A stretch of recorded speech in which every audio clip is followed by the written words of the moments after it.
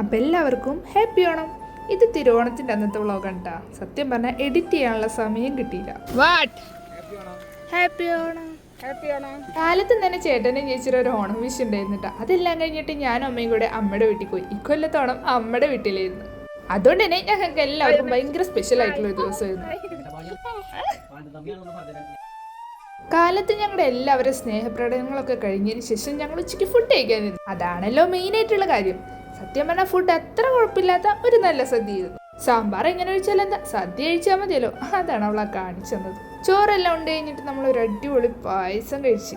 അതൊരു അടിപൊളി പായസമായിരുന്നു. ഇതെല്ലാം കഴിഞ്ഞിട്ട് എനിക്ക് ഓണത്തിന്റെ ഒരു പരിപാടി ഉണ്ടായിട്ടാ. പ്രത്യേക വ്ളോഗിൽ കാണിക്കാൻ പറഞ്ഞാൽ ഒരാളെ ഞാൻ കാണിച്ചു.